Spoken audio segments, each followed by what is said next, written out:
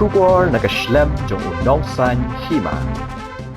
Professor Kaskolba Northeastern Hills University Dr. DRL Nonglan ulong baka khasi Author Society kan but dien halor ka jingtrang jong Chief Secretary ka jalla uba DP Watlang ban penrong ya ka ktien khasi Sheikh School CBSE ula penrap da ka baong baka KAS kan sapa ada ka jingtho sha Chief Secretary halor kani ka phang namar lada ka sarkar kan pha ya kani ka jingkwa jong ka jat benriu khasi ba jantia ba udan ka jingkarman ba kani ka nurlong namar Chief Secretary ru udan kaju kajingtmu kumba kikwa.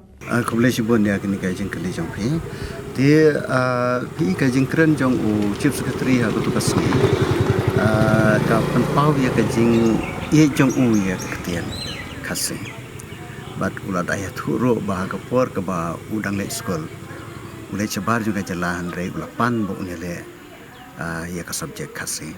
Tinggi dan kum gitu ki officer I Muslim Shibon yang kum ka khasi Author Society. Menta ban hakaba dawa ban penrung ya ka CBS ya ka ban penrung ya tin khasi hapo ka CBSE nakeling jong ngi rang pan pre ya jing tho. Ngin hap hi ban tho shau Chief Secretary.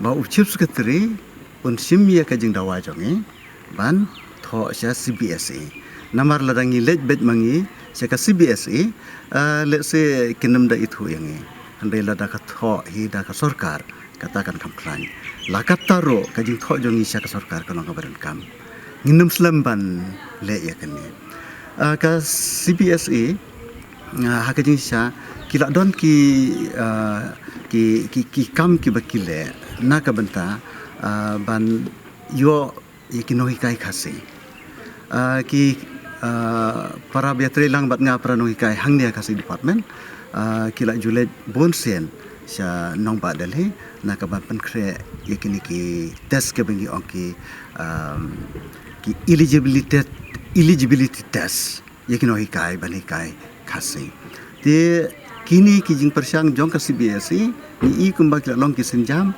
bahakoi kasi insa kan thok ya kan kasi hapo ka course ka jongki.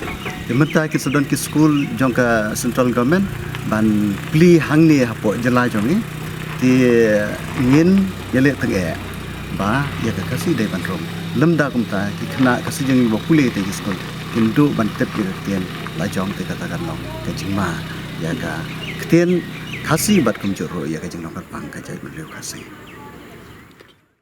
Since 2014, our country has been plagued by divisive forces. TMC is in Meghalaya with the mission to empower the people, uphold the ethnic cultures and traditions, celebrate the sacred land. To oust the proxy BJP government from Meghalaya, be the change, support TMC by calling on 96877 96877.